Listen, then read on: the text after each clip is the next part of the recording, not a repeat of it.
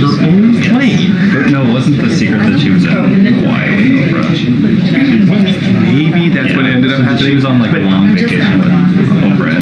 And they're both set up briefing, and Obama made comments, like made a big news, and then Obama had this news conference, and then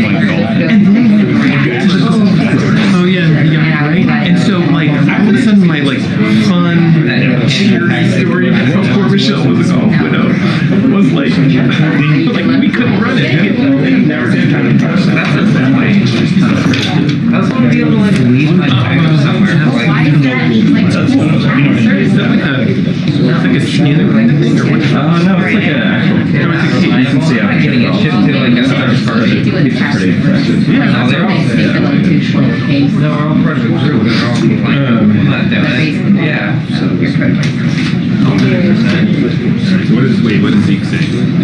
That is annoying because people are just get it. Yeah, exactly. 100%. Yeah. Like I've got a package coming next week. And so I don't want to sit in some warehouse somewhere. Sounds good. I just don't trust business yet. I'm bringing up PCK. You know, it's like, you know, yeah, with all of our rentals too. So like, yeah, you know, the gym, there's been equipment broken in the gym that hasn't been fixed. So look at that. Well, I just signed my lease. I'm trying to figure it out. I'm like, basically like, you need to tell me if you're going to accept my tax lease. Yeah, I'm basically like, I'm like,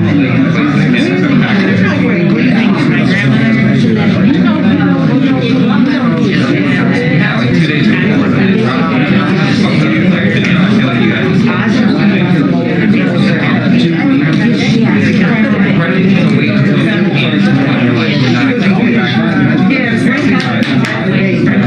That's a whole new thing. It's not 65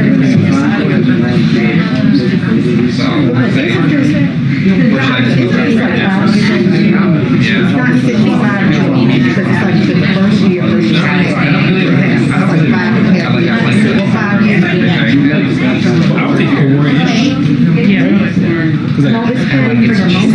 I've been there, so she is substantial. You get it, let me tell you, you get it within like a year, the first year. I've seen it. Yes, sir. No. It's not finished.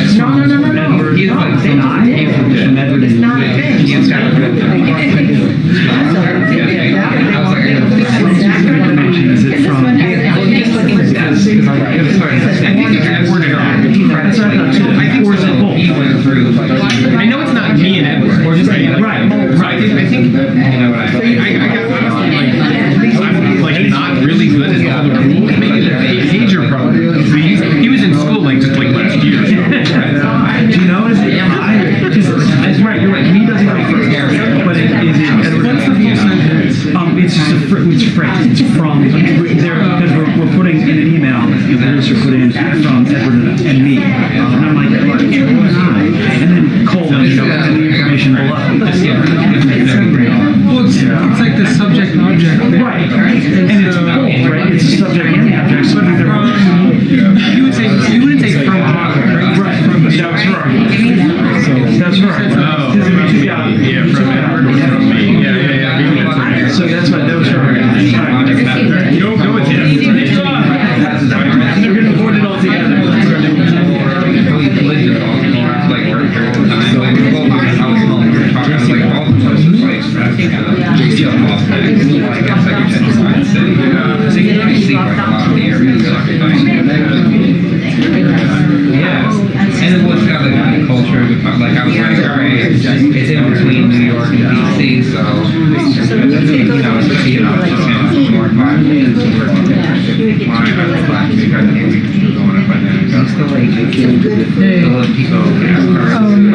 Cash cards, credit cards, and cigarettes, and they were just like, as long as I pay $20 a month, that's fine. I was like, that's not how that works. Like, this is back when we were like, you know, I thought it was incredible.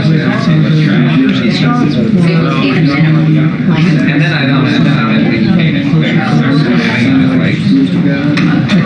And then he got his life together, now he's a recruiter, and yeah, thanks.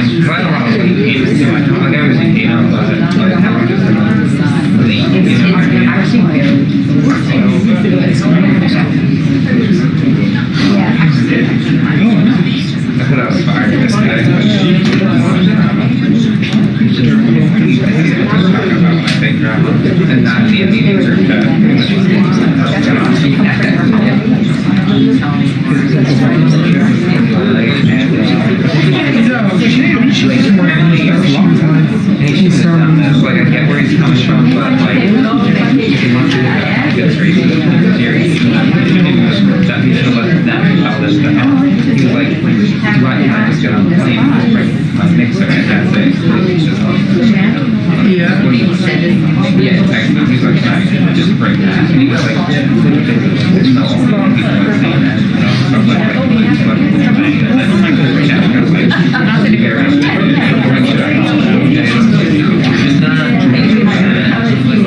Okay, wait, so she just wanted to do audio. Yeah. Like, so he was just gonna fly with his audio stuff, but like, you don't know what they're gonna send you, or like what's gonna happen type of thing.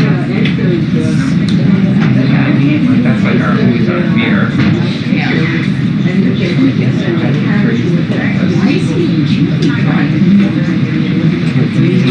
Yeah, it's like a deep drive.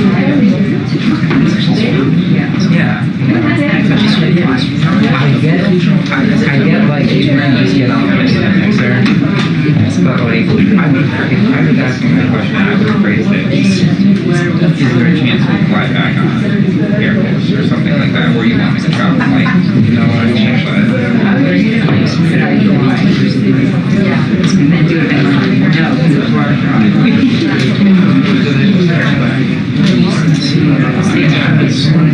okay, so That was good. Yeah, and basically I was like, you should call it.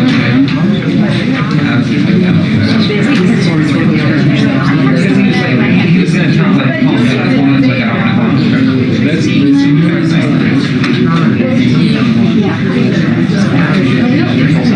He can be, for sure. Yeah, there was one day.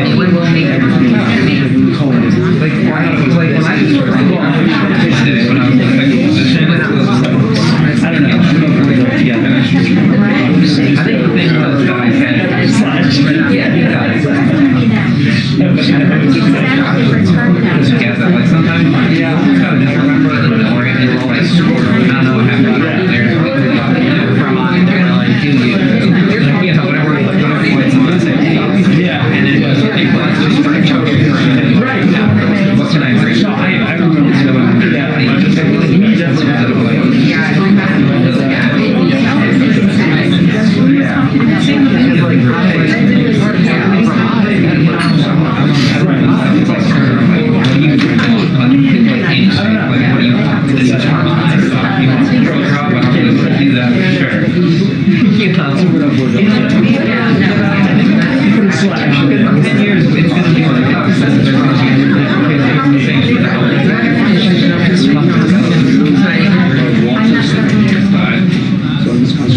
He was so distressed. It's actually like, oh, look at it.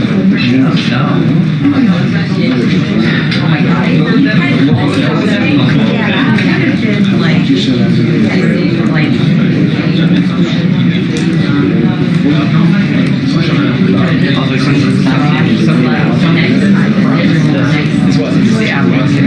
Someone's like, you should have done it. And I'm like, no, I don't think should have let him do it. And I'm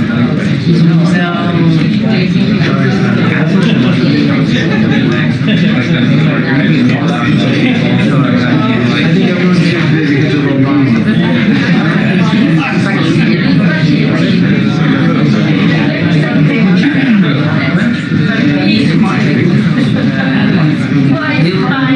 why aren't you at the Apple launch? Well, I watched it. I already ordered my new watch. I'll be here in 2 minutes. Thank you. I'm very excited. But I now have to decide which model of the new phone to buy. Those don't come with the purple one. It's like the Pro versus like the Pro Max or something. Yeah. The Pro Max is like pretty exciting. Well, this is what I have now, and the great thing about it is the battery is so lasts forever. And did you see? I just sent a message. They claim that the 14 Pro Max has an hour longer battery life than this, even with the always on display. So there you go.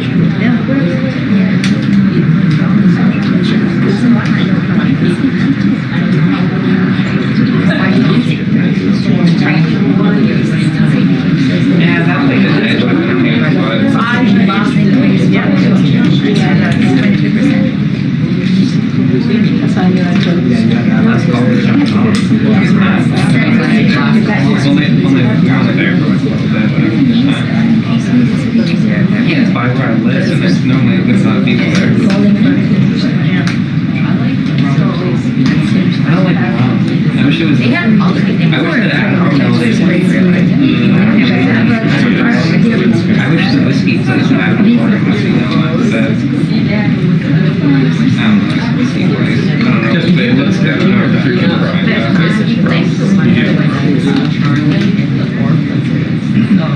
chicken and whiskey is pretty good too. The speakeasy. I went in there one night. It was ridiculous. You say 3 All the space that DJ has. It's so tiny. I think solid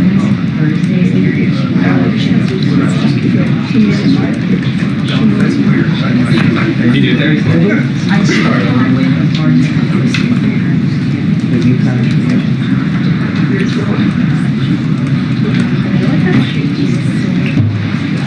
Thursday night?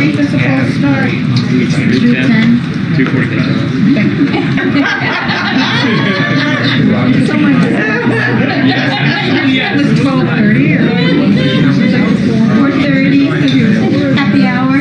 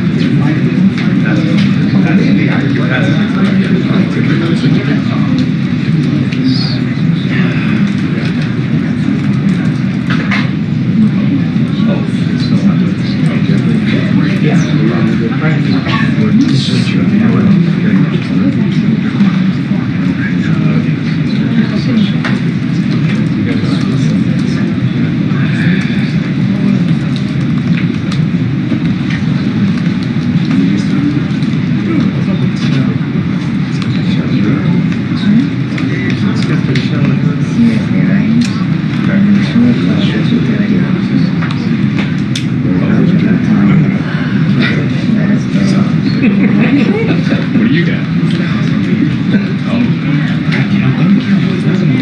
He will make the later. You're going to be at the end of the aisle there.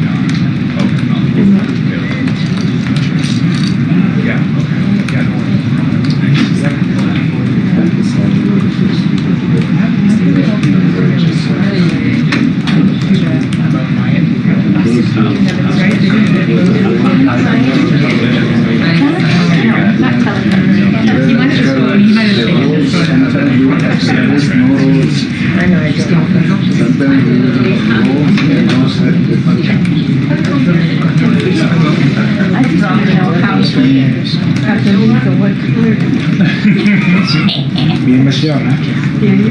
We call each other.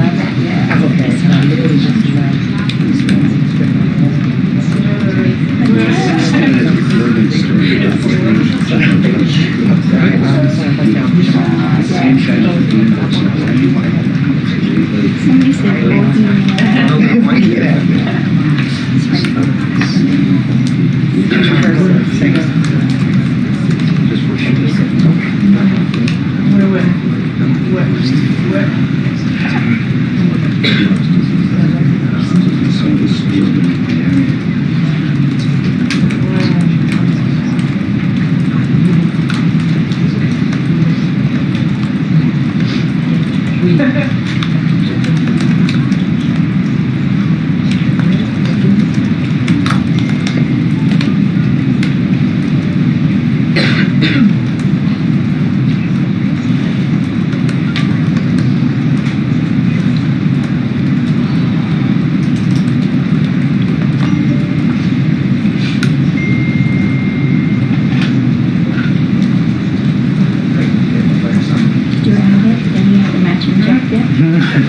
yet. Actually, my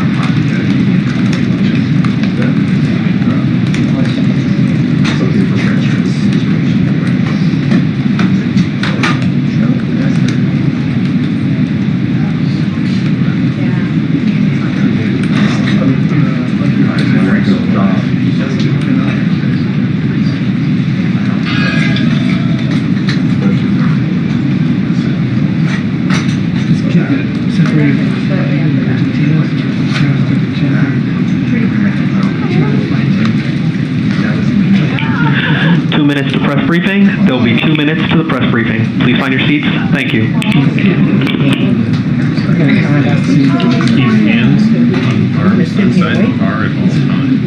Stephen, how long have you been sitting here waiting? And lost track. But you could tell it's 2:45 the last time.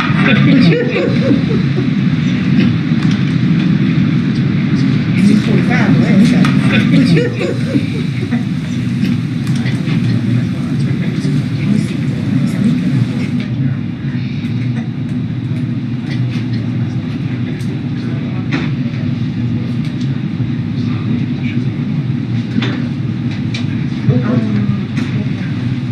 Edward. Here.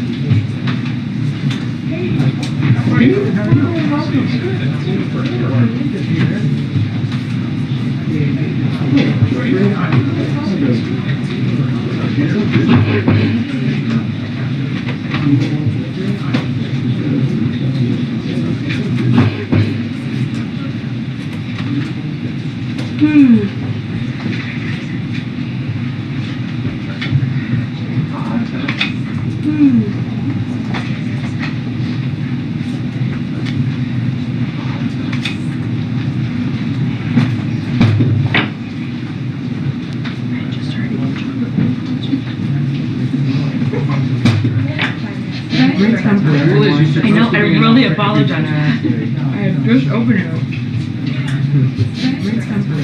I know, I really apologize. I just opened it.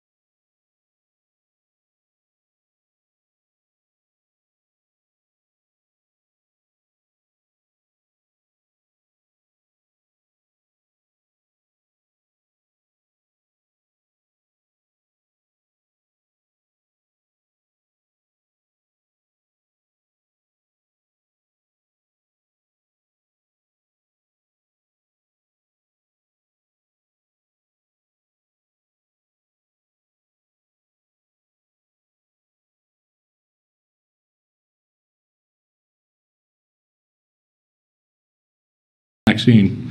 In fact, over 70% of all vaccines being administered in the United States today are given intradermally.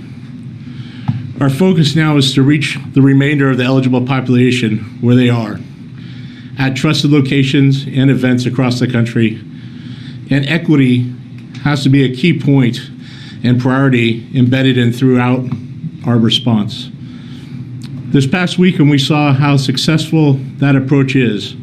Because of our direct allocations for Southern Decadence in New Orleans, Black Pride in Atlanta, and Oakland Pride, thousands of shots were administered during these events. In fact, over 3,000 doses were administered at Southern Decadence and their affiliated events, and nearly 4,000 doses were administered at Black Pride in Atlanta.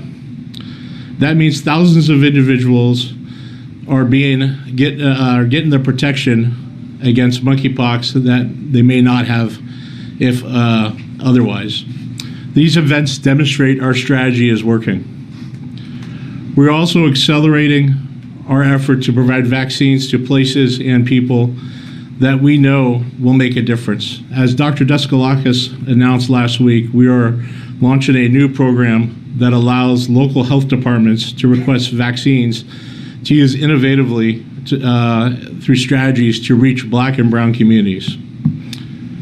And today, we're announcing that we're providing more vaccines to upcoming Pride events across the country. First to Idaho, where 820 doses will be made available for the weekend of Boise Pride. And second, 10,000 doses to California ahead of the Folsom Street Fair, the Castro Street Fair in San Francisco toward the end of this month.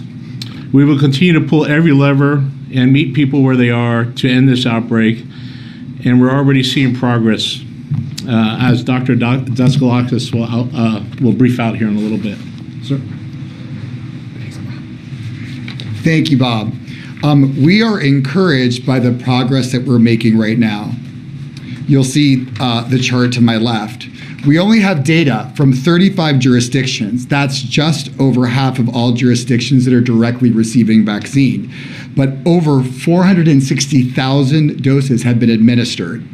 Keep in mind, the population at highest risk is approximately 1.6 million people right now. So even with this partial view we have now from the reporting jurisdictions, we're seeing strong progress really getting shots into arms. So now that supply is less of an issue, we need to make sure we focus on maintaining demand by making sure that people know that effective and safe vaccine is available for those that could benefit.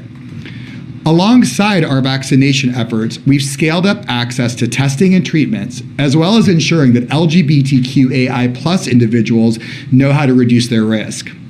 Together, those efforts are leading to positive trends in the data that CDC has collected over the last couple of weeks, especially in our hardest hit areas. So, as you can see, the week-over-week growth rates of the virus, meaning how quickly the virus is spreading, is trending downward in some of the areas involved earliest in the outbreak. Places like New York, California, Texas, and Illinois are all seeing significant declines in growth rates over the last month. To put a finer point to it, back in July, CDC estimated that it took 8 days for cases to double nationwide. By mid-August, the doubling rate was 25 days, showing encouraging signs of progress. The positive trends that we're seeing in this data also speak to the actions that individuals have taken across the country to protect themselves against the virus. That includes changing their behaviors and seeking out testing and vaccines.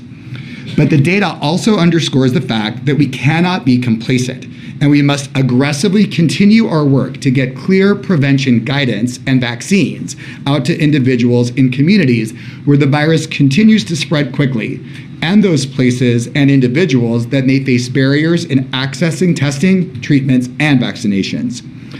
So that's why our approach centered on increasing vaccine access, including through equity interventions and event allocations in partnership with our outreach and engagement efforts, will continue to be critical as we fight this outbreak. Thank you. All right, we'll take a couple of questions. Thanks. I have two really fast. First, colleges are back in session. HHS told me last week that if they begin to see an outbreak on a college campus, they'll work to make vaccines more available. I guess this is to either of you. But my question is, what proactive steps are you taking to make sure there is not an outbreak on a college campus?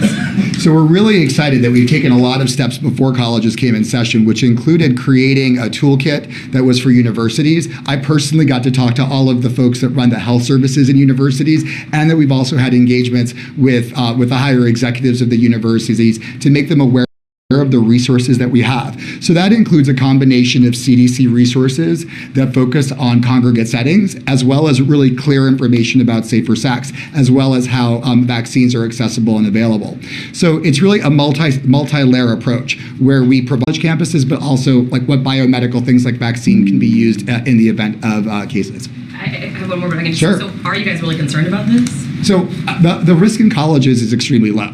So I think that we're concerned because obviously we want to make sure that if there is a case in college that everyone knows what to do. But realistically, given the way that this virus is spreading through the population, the risk in those settings is low. Awareness is more important than anxiety. If I can just ask my other question, is that the CDC is reporting fewer and fewer cases recently among men who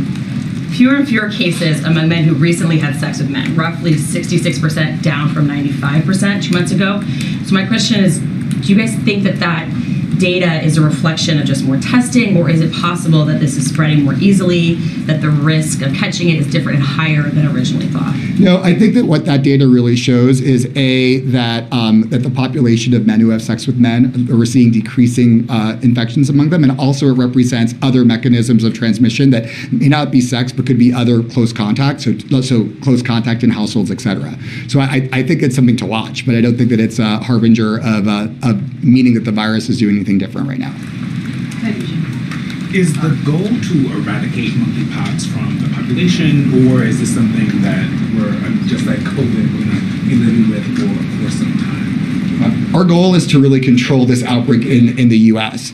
I think that we've seen really important strides in the right direction by creating more coverage in the populations that are at risk. Sort of creating that sort of level of immunity will be really important in us, but also thinking about the global environment and making sure that we don't just address what's happening in the U.S., but also think about the rest of the world, because infections that happen there will affect us as well. And when it comes to the funding and resources that you guys have available at this point, how long will it be before those go out and you have to get more from Congress?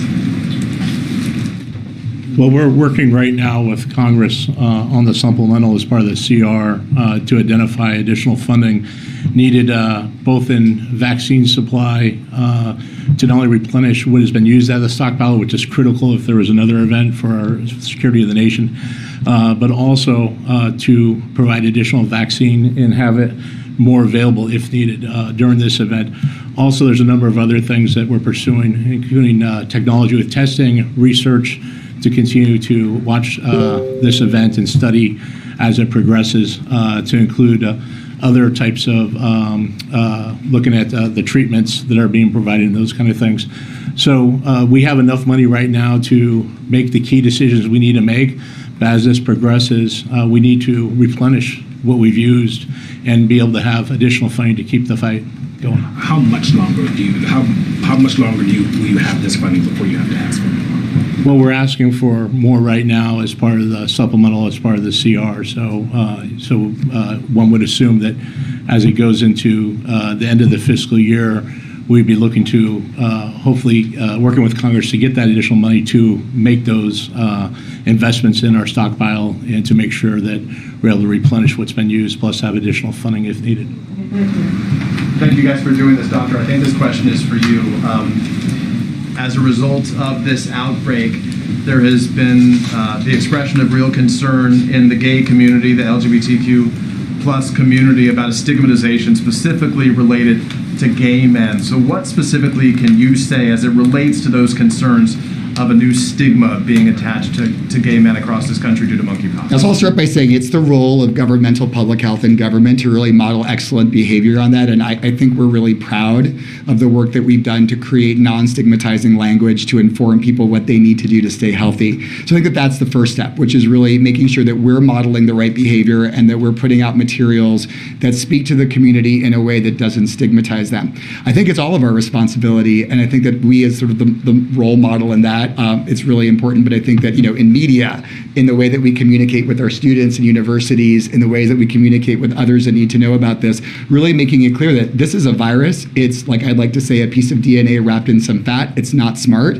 It can't distinguish between people based on their sexual orientation or gender. And so everyone needs to be aware, but we need to make sure that we're messaging appropriately to the folks who are overly represented in the outbreak. And to be clear, though, for those who are sort of embracing this stigmatization, right? This is, as we've witnessed in other diseases of impact, in particular the gay community, this is not by a handshake. This is not by going into a restroom. Can you help clarify the confusion that exists, the misperceptions? Yeah, so I think, this virus transmits through very close skin-to-skin physical contact, often in the setting of sexual exposure. But there are other mechanisms for its transmission, including if you touch objects that individuals who've had monkeypox touch, or if you have prolonged exposure to respiratory droplets. With that said, signaling to people who are in the gay, bisexual, other men who have sex with men communities, and also transgender people who have sex with men, that it's really important to have awareness that it's circulating in the community is really a critical part of the messaging, while not generating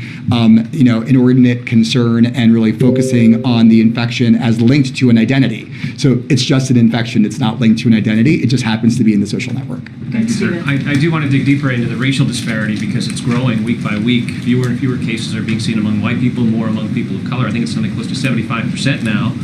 You mentioned it's a priority. What specifically are you doing to reach out to people of color? No, it's great. I think that the core work that we've done to reach out to people of color really begins with the fact that we've made vaccine accessible. So the first step in addressing a lot of the equity issues and gaps that we see in vaccination is really about making vaccine available. That means the new strategy, the intradermal strategy, making sure we have more vaccine, all of the work to create more vaccine to bring to the U.S. as well as to fill and finish in the U.S. has been really important.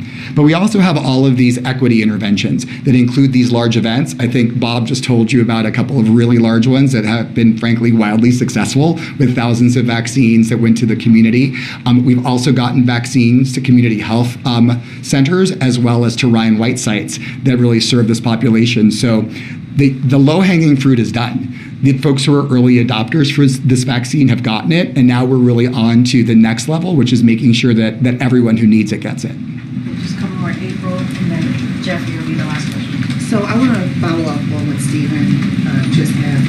What organizations are you working with, particularly those in the Black and Brown community, that can help get the message out? And then once you work with them, what is the expectation of these organizations to help you lessen the numbers and even eradicate? Excellent question. So we, from the very beginning, before I was even at the White House working at the CDC, one of our primary objectives was engaging with organizations that serve the Black and brown community.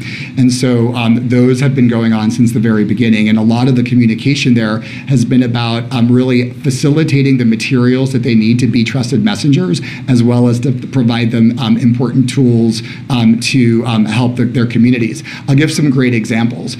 So, for example, many of the events that we worked with at Black Pride in Atlanta, we interacted directly with organizations. The local jurisdictions, in fact, interacted with those. And that's really what the story of success is about with these events. It's not about just the vaccine allocation. It's about that intense community engagement that happens on the ground, because ultimately public health is a local event. And so giving the tools that people need to be able to sort of reach health goals is what we've been doing. And the support of organizations that serve Black and brown people have been pivotal in really turning the tide in what I think you're going to see the new vaccine numbers emerging over the next few weeks. I know you said Black Pride Atlanta, but are there any other organizations that you can mention? So Black Pride is just the event. We actually worked with many organizations. We've actually engaged with national organizations that are umbrella organizations that focus on community-based groups that serve Black and brown folks. So really, it's a long list, but it is a continuous piece of work to make sure that we stay engaged. You mentioned right here, you mentioned the rest of the world. Can you give a sense of where you see outbreaks elsewhere on the globe, the threats that provide or that creates to the U.S., and whether or not you are sharing vaccine and whether or not you need to? So I'll start, maybe Bob, you can also fill in. So I think that when we're discussing vaccine and sort of strategy, the global part of this is important. And I think we have a new team that has joined the response, our coordination team that focuses on global, and we're having the conversations about how we can best support global vaccine efforts. Yeah, working with USAID as one of the leads in the State Department in the White House National Security Staff area, we've established a global task force across multiple different federal agencies to focus coordination to other countries and WHO to ensure that we have a responsibility to assist and help some of those countries that may not have the resources to do that. And so working through WHO to determine who that is and what we can make available to support some of their efforts, not only in terms of vaccine, but in terms of some of our public education outreach, some of our technical expertise that exists here in the United States. And so working closely with those organizations to be able to support them. Thank you, guys. More quickly, that one on international, on other countries, Okay, we're gonna continue. We're gonna continue. They'll be back. Thank you guys so much. Thank you. Appreciate it.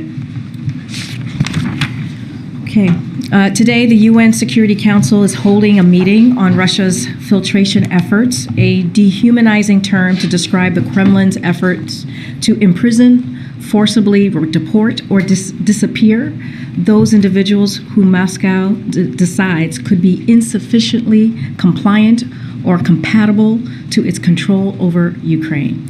Our intelligence shows that Russia is using filtration centers in eastern Ukraine and western Russia to detain, to interrogate, and in some cases abuse thousands of Ukrainians. Many of the news organizations in this room have reported on this horrific practice and told the stories of Ukrainian citizens who have experienced these filtration centers. Today, Ambassador Thomas Greenfield will present newly downgraded information that the UN Security Council, that the United States has information that officials from Russia's presidential administration are overseeing and coordinating filtration operations. Russian presidential administration officials are providing lists of Ukrainians to be targeted for filtration and receiving reports on the scope and progress of operations. We assess that the Kremlin views filtration operations as crucial to their efforts to annex areas of Ukraine under their control. At the UN today, Ambassador Thomas Greenfield will demand that Russia halt its filtration operations immediately and allow the UN independent observers and humanitarian and human rights organizations access to these filtration sites and to those who have been sent to Russia. As we announced this morning, next Monday on the 60th anniversary of President Kennedy's moonshot speech at Rice University, President Biden will deliver remarks at the JFK Library in Boston, Massachusetts, laying out a vision for another American moonshot, a future where we end cancer as we know it, As President and Vice President, Joe Biden has led this cancer moonshot effort with the goal, and in February 2022, President Biden reignited the cancer moonshot and set new goals. First, to cut the cancer death rate in half over the next 25 years. Second, to improve the experience of people, their families, and caregivers living with and surviving cancer. During his speech at the JFK Library in Boston on September 12th, President Biden will lay out that vision and provide an update on steps the Biden-Harris administration is taking to achieve this generation's moonshot. Not only to end cancer as we know it, but to change people's lives, improving their health, and decreasing the burden of the disease. And finally, this week we know a lot of kids are going back to school. And we know that's the case in Uvalde, Texas. Our message to the Uvalde community is the same as it was the day of the shooting and when the president visited the community. The whole nation is with you and always. This is a painful and challenging time for the Uvalde community. The president is thinking of the students, parents, teachers, and community members this week, and our message to the nation is we will not rest until we can make schools safe again, or safe places. Okay, with that, Sungmin. Thank you.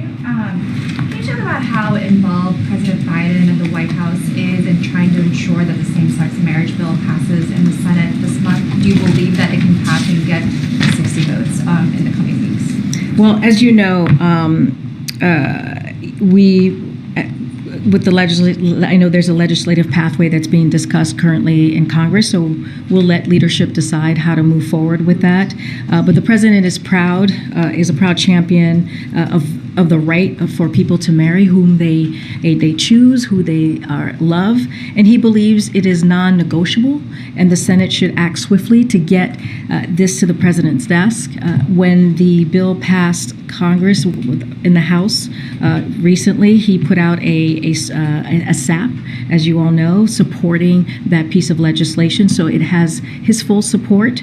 And I just want to add, the president was one of the first leaders after the Dobbs decision leaked to sound the alarm about the imminent threats to the imminent threat this meant to the right to marry, something he has continuously reminded the country of since. So his team is going to continue to be closely connected and have continued conversations with staff and members in Congress to make sure that we get this done. But again, this is something that he supports, this piece of legislation, and this is an issue when it comes to marriage equality that he has supported through his Senate days and as VP and now as president. And one foreign policy question.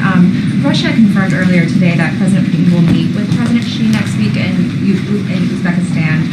And obviously that's one of President Xi's first trips out of China since the pandemic began. And I'm wondering if the White House sees it as a concerning signal at all that for his first major foreign trip, President Xi is choosing to meet with President Putin, and what kind of message that sends to this White House. So, and we have said this before, I'm not going to speak to reported meetings between other countries. That's not something we're going to do here. It's not something we're going to do from the White House. But we've made clear our concerns about the depth of China's alignment and ties with Russia, even as Russia prosecutes a war of aggression on Ukraine, an unprovoked war, as we have said, a brutal war. But again, I'm just not going to respond or make comments on a meeting that other countries are having with each other. Thanks, Corinne. I'm going to follow up, I guess, on both of Sungmin's questions. The first was on marriage equality. Yeah.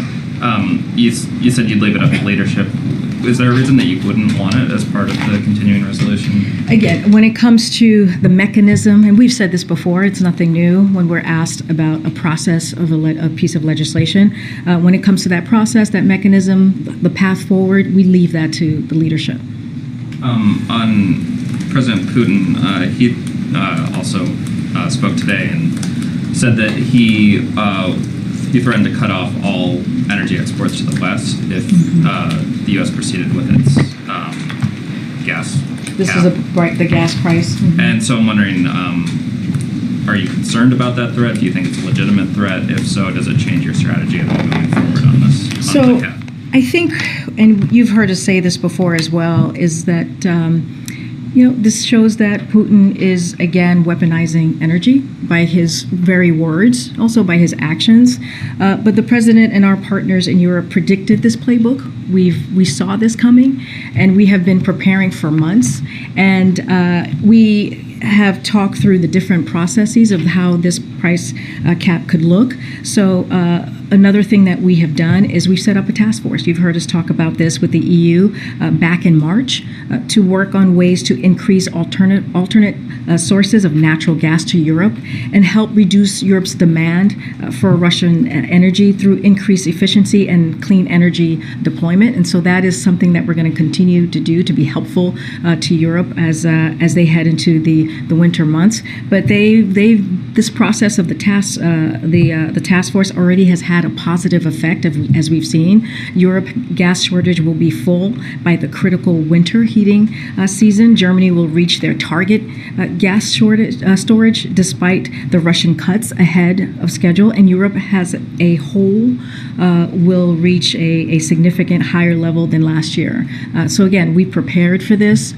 We knew this was going to be part of the playbook in Russia weaponizing energy as they have been for the past several months, and so we will be prepared for this move. One last quick one. I know I saw the readout between the president and the prime minister's phone call last night.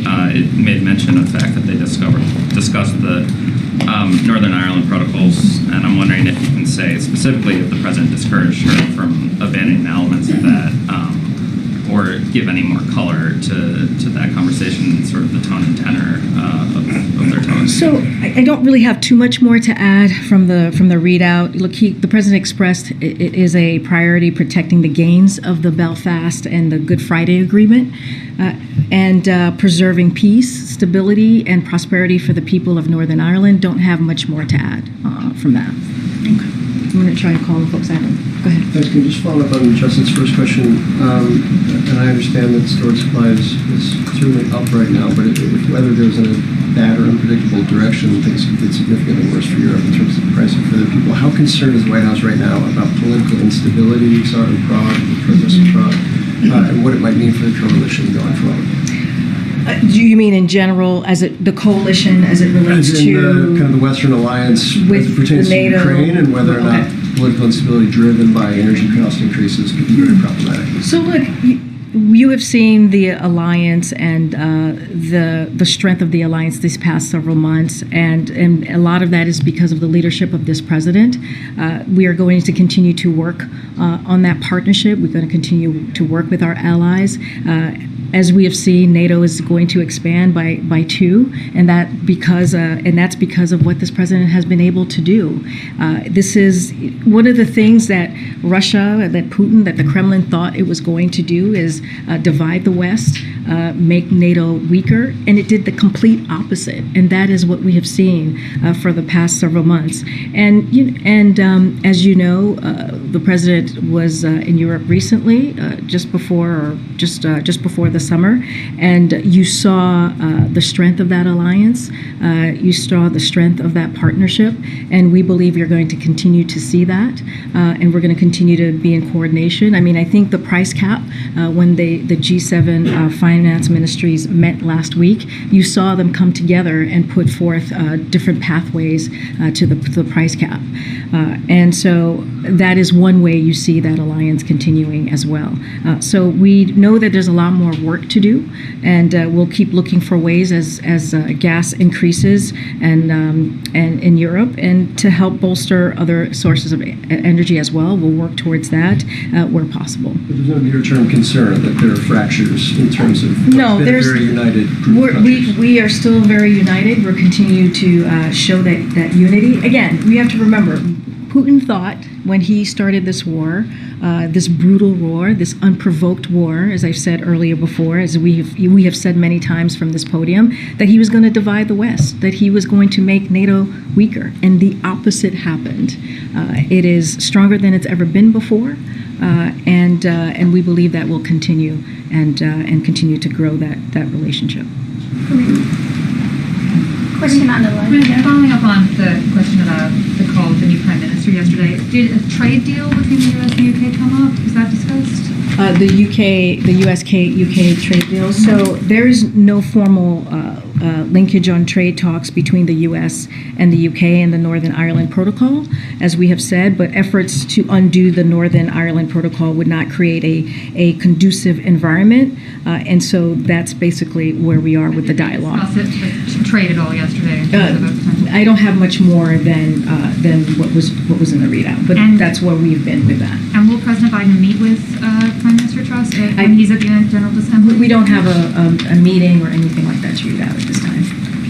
Corinne, the Washington Post, as you've likely seen, reported that some of the files seized at Mar-a-Lago include material on foreign nations' nuclear capabilities. Bless you. Sweet gracious. Take that outside, Ed. One more time. Do you need a tissue? No. Okay. We'll start. I'll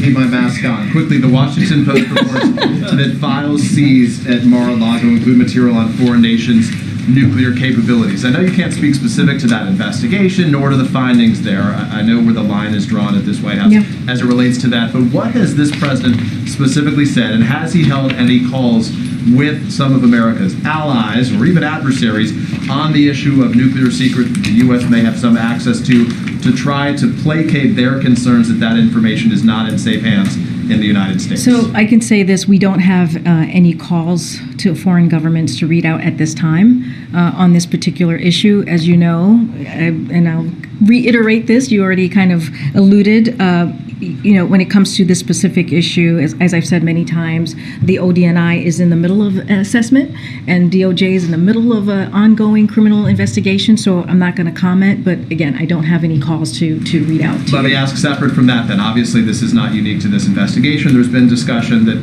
classified information was mishandled by the last administration, even before this investigation that we've been reporting on. So at any point has the president had conversations with other nations to communicate to them that information, they should view that information as secure? What has he done to try to make that message clear to those allies or adversaries around the world? Again, we don't have any calls Has he in the past? We don't have any calls to any foreign government to read out to you at this time. From any time over the course of 18 months? We don't have any calls to read out at this time. Thank you. Okay, I'm going to go jump around. Go ahead. I want to ask about a decision today by a judge in Texas who said the Affordable Care Act's requirement that insurance plans cover HIV prevention drugs violates the religious freedom of a company. Wanted to see if you can comment on that decision, and related to that, can you give us an update on your efforts to update the last administration's rule allowing employers with religious objections and moral concerns to not include birth control in their plans that they offer?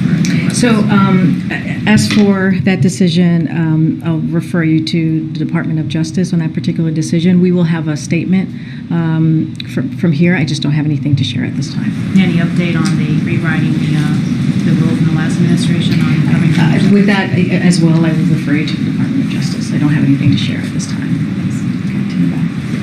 So yeah, thanks, Corinne. So a federal judge talked about the social media lawsuits from Missouri and Louisiana. A federal judge ordered that you have 20 days to turn over emails communicating with social media companies over misinformation and disinformation. What are those emails going to show? What kind of communication? So I can't comment. You've asked me this question last week. I can't comment on any specifically ongoing litigation. And so again, we would refer you to Department of Justice. A couple of things that I would say on just as a general matter on this, as we've said over and over again since the beginning of the administration in our battle against COVID-19, it has been critical for the American people to have access to factual, accurate, science-based information, and ensuring that any media platforms have access to latest information on a once-in-a-generation pandemic is something that has been done since the earliest days of the pandemic, beginning under the former president. So this has happened under the former president. I cannot say more from here. It is an ongoing litigation, as you know, and so I would refer you to the department. What about if those communications are still happening? Are there frequent contacts between the administration and social media companies? So I'll say this, as we have said before, there has been ongoing work dating to the Trump administration to provide accurate COVID information where folks get their news. Again, this is litigation that is ongoing and is currently happening. Clearly, that's why it's ongoing. And so I would refer you to the Department of Justice on that. Corinne, thank you. President Biden has said that not every Republican is a MAGA Republican. Would he consider Mitch McConnell a MAGA Republican? I'm not going to go into specifics, name or people from here. What I will say is, when you go back to the speech, his speech last Thursday, people have talked about if it was divisive. It wasn't divisive. The way that we saw this speech is that he was talking to majority of the country who agree that we have to protect our democracy, who agree that we have to protect our freedom, who agree that we have to protect our rights. And the point of the speech was that he wanted to really point to an inflection point, an inflection time that we're in this time in our country. And he spoke very clearly. He talked about a minority, a small group of people who have extreme views and who threaten that very, very core value of who we are as a country. And he also asked for people to come together. It didn't matter if you were a Republican or independent or a Democrat. He asked for folks to come together and stand against what we were seeing, these attacks. And you don't have to look further than January 6th of 2021 to see what the attack was on our democracy. It was very clear. We all saw it. Many of you reported it that day. And when you have people who say the protesters on that day were patriots, that's problematic. That's coming from leaders. And from that extreme part of the party. And so that's what he was talking about. He also ended the speech in a very optimistic way in trying to bring people together. And so I'll just leave it there at that time. Yeah. Thank you, Corinne. I have a couple of questions on China, but first a little bit more detail on the filtration cap. I'm just wondering, why is it just now that you are speaking about this from the podium, and why is it just now that the U.S. is bringing this up at the UN Security Council? This is something that a lot of activist groups have written about in past weeks. I believe Secretary Anthony Blinken has also spoken about it since July. So I'm just wondering about the timing of it.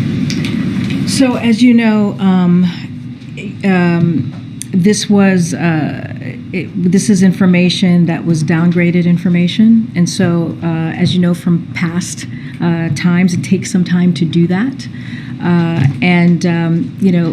Don't have much more to say. It takes time to do that. I'm not going to go into our process. I'm not going to go into how our intelligence community moves in that process. But again, we're providing it now. And we wanted to make it very clear on how we feel about this, how we're holding Russia accountable for the atrocities that they are committed, and we're going to continue to do so. And a couple of questions on China. Can we get the administration's response to Beijing's accusation that NSA hacked a Chinese military university research? Say that again. So there's an accusation from Beijing that the NSA hacked the Chinese university research facilities.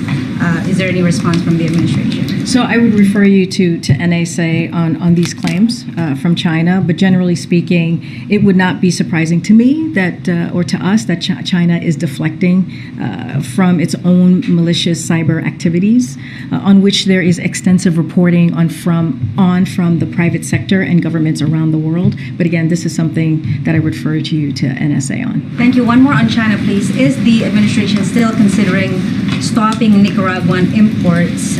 There's some reporting, including from our side, on that, particularly in light of the country potentially taking steps to sign a free trade agreement with China. Say that. I didn't hear the beginning. So is the administration still considering stopping imports from Nicaragua? There's some reporting on this that we've also done in recent weeks, particularly in light of the potential free trade agreement between Nicaragua and China. And the free trade agreement. Okay. So look, we are going to, as we've mentioned before, when it comes to this, there has been a dramatic deterioration, as you know, of respect of democratic principles, and we've talked about this before, and human rights by the Ortega Murillo regime in Nicaragua. I think we had this conversation last week in the briefing room, including the harassment and imprisonment of democratic leaders, members of the political opposition, students, faith leaders, and journalists, in addition to the regime's increased relations with Russia poses risk to the security of the hemisphere. With members of the international community, we have already taken a number of actions to promote accountability for the Ortega Murillo regime's actions, and will continue to do so. But at this time, we don't have new actions to announce. You're not confirming that you're stopping imports? Just don't have any new actions to announce. Thank you. But we've talked about this many times. I know you've asked this question. I'm going to go around. Go ahead. Thank you so much, Karine. Two questions. One about the Brazilian election that's coming up in 25 days. Senator Bernie Sanders, Tim Kaine, and other Democrats are about to introduce a resolution to show support for a free and fair election in Brazil, and to call on the U.S. to break ties with Brazil if the result is not respected. Is the White House in contact with the senators and support this kind of resolution? So I don't have any conversation to provide to you at this time with any members of Congress. But as it relates to the Brazilian election, we're going to continue to monitor them. The United States trusts in the strength of Brazil's democratic institutions. Brazil has a strong track record of free and fair elections, which are conducted with transparency and high levels of voter participation. The elections that have been conducted by Brazil's capable and time-tested electoral system and democratic institutions serve as a model for nations in the hemisphere and across the world. As a partner democracy to Brazil, the United States will follow the October elections with great interest. As I just said, we're going to monitor, and with full expectations that they will be conducted in a free, fair, and credible manner, with all relevant institutions operating in accordance with their constitutional role. But again, we're just going to monitor the upcoming Brazilian elections. Don't have any calls or meetings to read out. But is this kind of resolution something the White House supports? I'm not going to get into any specific resolutions or any specific policy or plans. What we're going to do is we're going to continue to monitor and keep an eye on it. And another one on the UN General Assembly. There are talks that President Zelensky could come to New York to participate. Is the White House aware of this? Is talking to Ukraine about this possible? I would leave that to President Zelensky. We're not going to comment on his travel. That's for him to speak to. We're not going to speak to that. And did the White House invite President Macron here around the General Assembly? Nothing to read out to you on any upcoming meetings with any of the foreign leaders that are coming. Thank you. Okay, I'm going to keep going. Go ahead, Phil. And then I'll come back. Just like Peter mentioned earlier on, I know that the White House is not going to comment on the specifics of the raid at Mar-a-Lago or the subsequent investigation. But I'm wondering, as the president watches this story play out in the news, just like every other American, does he think that the leaks about the investigation are helpful or harmful to the country? Does he want those leaks to continue or to stop?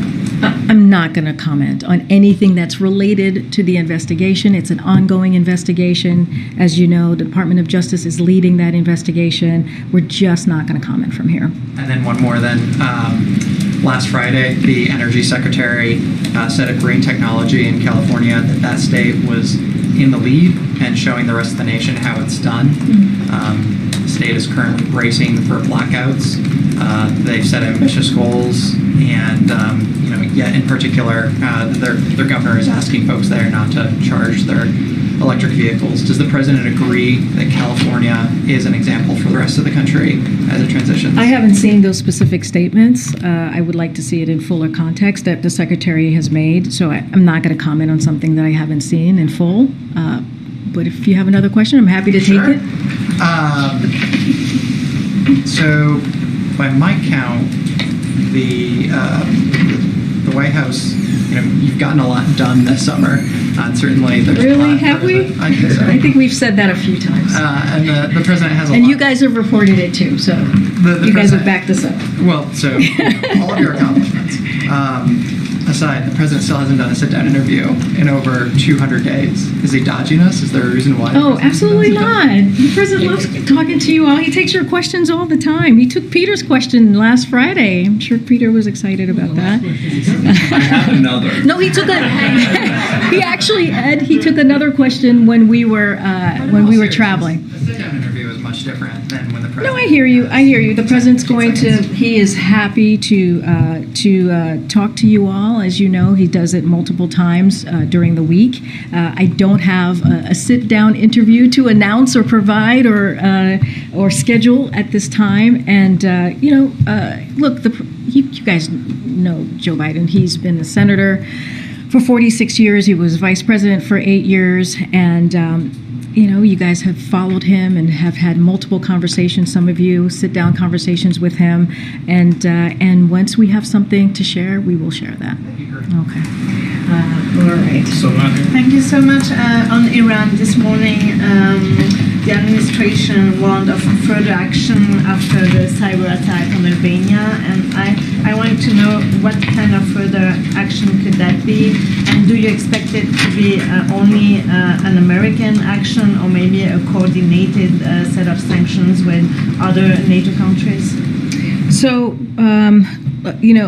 will NATO allies will make their own sovereign decisions about how to respond to the cyber attacks, including whether to invoke. I know people have asked about Article 5, and so that will be up to the NATO allies. As you know, there's a process in this. There are multiple processes before we can get to invoking Article 5.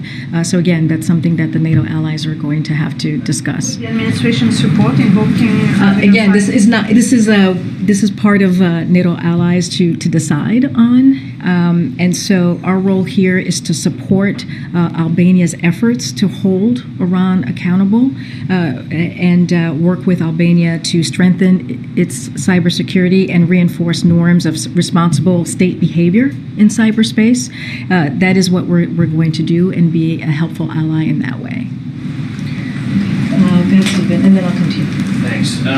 The water pressure in Jackson, Mississippi has been restored, but it remains a perilous situation. There's a boil water advisory in effect again. The president said last week he had no plans to travel to Jackson. Does that remain the case? So as you know, the EPA administrator is in Jackson right now. He's supposed to be doing a press gaggle. I think it may have happened already while I was here with all of you. So he was he's there today, and he has had a press gaggle, I believe, with the mayor and also the governor. I don't have a trip to read out to you. I do want to say FEMA, EPA, and the U.S. Army Corps of Engineers continue to partner with officials there to help distribute water, expedite the delivery of equipment to repair the water treatment facility, and support with safety inspections. The emergency declaration signed by this president just last week or so includes reimbursement for drinking water and support for temporary repairs to the water system. Just a couple of things I want to list out to date that we have done. 5.6 million bottles of water have been distributed at state-run sites to date. FEMA FEMA has an additional 5 million liters of water available if requested at nearby distribution centers. A call line is available for residents who need home water delivery, and the state, the private sector, and volunteer organizations are also providing water to residents who cannot get distribution sites. And both EPA and U.S. Army Corps of Engineers are on site at O.B. Curtis Treatment Plant to assess the pumping system, wastewater infrastructure, electrical system, and safety concerns. Again, our administrator of EPA, Regan, is there. The FEMA administrator, Criswell, was there recently, as well as Mitch Landrieu was there on Friday. And so we have had an all hands on deck and being as very responsive to their needs and surging that response right after the declaration was requested and signed by the It's president. not the first time the EPA administrator has gone down to Jackson to talk about this problem. He went last year. Why has the president decided, or seemingly decided to this point, not to direct the nation's attention himself to this problem? I mean, he's going over the next week, he's going to Ohio, Massachusetts, Michigan. We've traveled with him to New York, New Jersey, Kentucky, Texas, and the West to talk about natural disasters. This is a man-made disaster. Why doesn't he use the power of the presidency to focus the nation's attention? I would say, Stephen, that he has used the power of the presidency to focus on this particular issue. If you think about what happens to brown and black communities across the country when it comes to environmental injustices, if you look at the bipartisan infrastructure law, if you look at the Inflation Reduction Act, if you put those together, $100 billion is going to deal with that issue in communities like Jackson. And that's going to go a very long way. That is an investment that we don't see at all very often from a federal government, from a White House, to be zeroed in on those issues of environmental injustices. This is part of the plan of this president to deal with that in a real serious way. And we're going to continue. We have worked closely with groups and organizations on other things that we can do to deal with these issues. And so we're going to continue to do that. I mean, that's why the bipartisan infrastructure law is so critical, is so important. It's going to fix crumbling infrastructure that, like we're seeing in Jackson. We've talked about the $400 million through the American Rescue Plan for water upgrades across that very state. The city has allocated $20 million of its ARP funds for water and sewer infrastructure needs, $75 million through the bipartisan infrastructure law to support the state to provide clean and safer water this year, with an additional $429 million available to the state over the next 5 years. $30.9 million through the EPA's revolving loan funds for treatment and distribution system improvements for Jackson.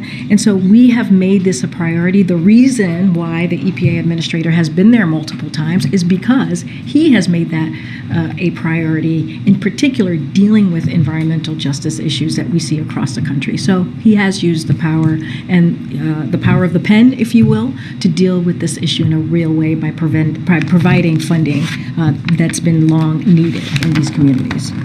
Thank you, Karine. As refugees were being evacuated from Afghanistan into the U.S. last year, why weren't they all being thoroughly vetted? So, are you talking about what are you referring to? Well, so as the White House was managing the Afghanistan withdrawal last year, we were told no one is coming into the United States of America who has not been through a thorough screening and background check process. But now there's this DHS Inspector General who says CBP admitted or paroled evacuees who were not fully vetted into the United States. That is not good. That is different than what you guys said. So how did this happen? No, it's not different than what we have said. That very report, it did not take into account the key steps in that rigorous you heard from us, rigorous and multi-layered screening and vetting process the U.S. government took before at-risk Afghans were permitted to come to the U.S. Again, I would refer you to the DHS comments on this. It did not take into full account of what the other agencies are involved in making sure that this multi-layered process and screening process, it is a multi-agency effort, and it did not. This particular report did not include that. Okay, but so in the last week or so, we've heard the president calling elected Republicans a threat to the country. Does he think MAGA Republicans are more of a threat to the country than people DHS says may pose a risk to national security and the safety of local communities? Again, DHS has disputed this report. And it said it didn't take into account the key steps that we have taken as a U.S. government, the rigorous multi-layered screening and vetting process that we take as a government. That was not part of the report. Again, this report is not accurate. I know that our team has spoken to your team about this, and the DHS has provided a comment saying just that. So again, I refer you to DHS. Kevin, a question on Somalia. Thanks, Bree. The Obamas were here today. Yes. Before the event in the East Room, can you give us any color about what the Bidens and the Obamas did together? Yeah, one thing I can say, and I believe one of the presidents mentioned it while they were speaking, is they had lunch. They had lunch together, and they caught up, and they talked about their families, and they're very close. They're good friends. Not only were they partners for 8 years, but they also became close friends as well. Their families, and so I can say that they had lunch together. Where did they have lunch?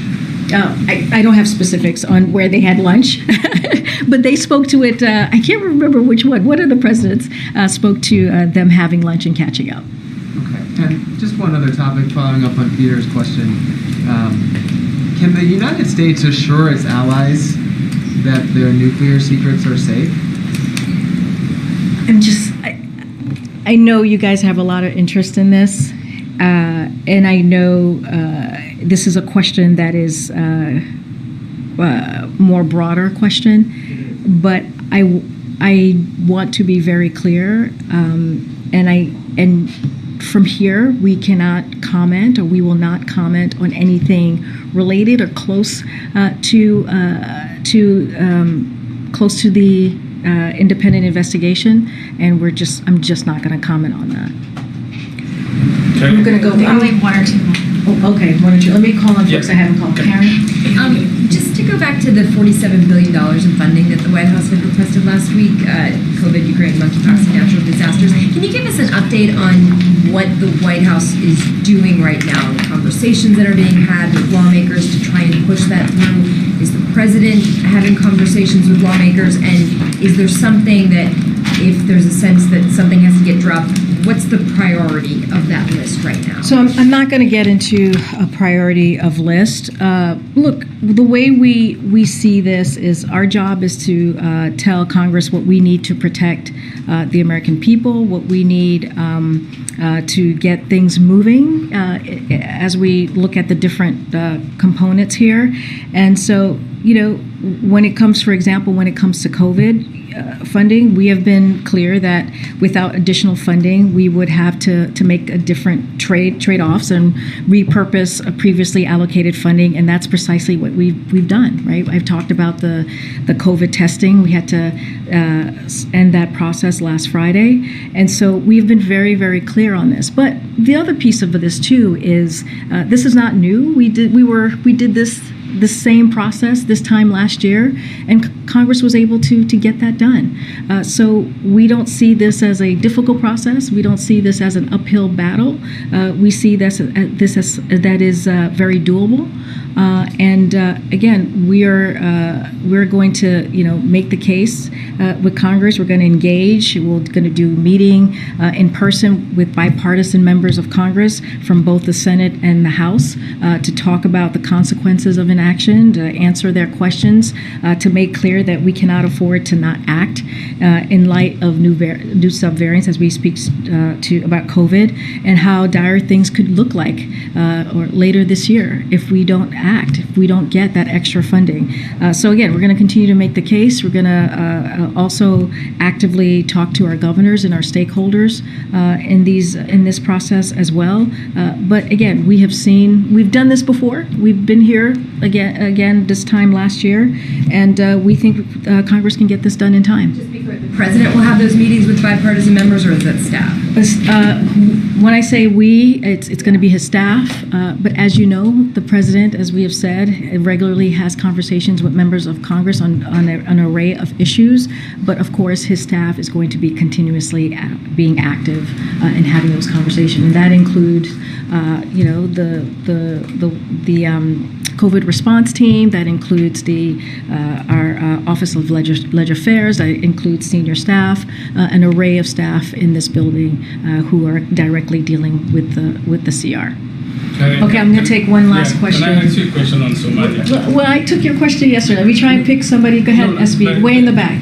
I'll be back tomorrow. People like that. Two quick ones. First, not regarding the law enforcement part, but has the president been receiving briefings on what kind of national security damage might have been happening because of a security breach in South Florida since this first came to the attention of the National Archives back in February? So, as you know, ODNI is doing their own assessment on this. We're going to let them do that assessment and do that work that they're doing on this particular independent investigation that is happening, that DOJ is doing. The president has not been briefed. I've been very clear about that. He has not been briefed on this. None of us have been here in the White House has been briefed. We're just not going to comment on an independent investigation that's being done by the Department of Justice. Again, ODNI is doing their own assessment, and we'll let them run that process. But on the ODNI part, shouldn't the president be interested in, so these it has nothing to do with interest. It has everything to do with ODNI doing their process and us letting them go through that process. And the second one, regarding the speech, there are Republicans who in good faith oppose abortion. Liz Cheney is one of them who the president has complimented and praised. She opposes abortion. So was it a mistake in retrospect to put that line in the speech about choice when it was clearly referring to... He's also said that they have many differences when it comes to agenda and policies. He has said that as well. So that is, he's been very clear about that. Look, when you think about what happened with Dobbs, the Dobbs decision that was made on June 24th, it was something that was devastating to women, devastating to people's lives. It was a right that existed, a constitutional right that existed for almost 50 years. And that was taken. That was an extreme act. And what ended up happening is you saw national Republicans, say that they wanted a national ban to take away people's right, to take away a woman's decision to choose. That is something that we have to stand up against and speak out about, and be very loud and clear that, we have to fight for our freedoms and our rights. And so that's what the president's going to do. He's going to continue to protect women's rights.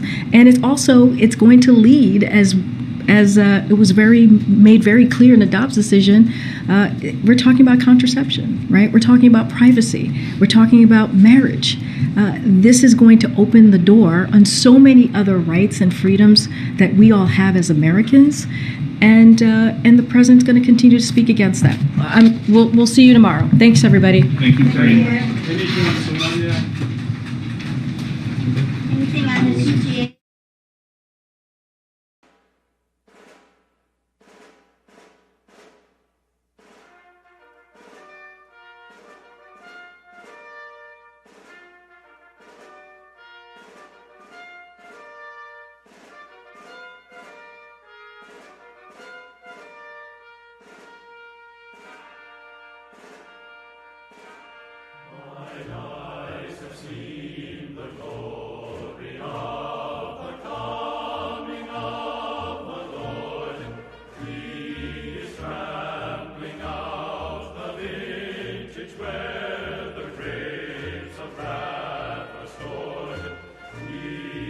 Lose the faith.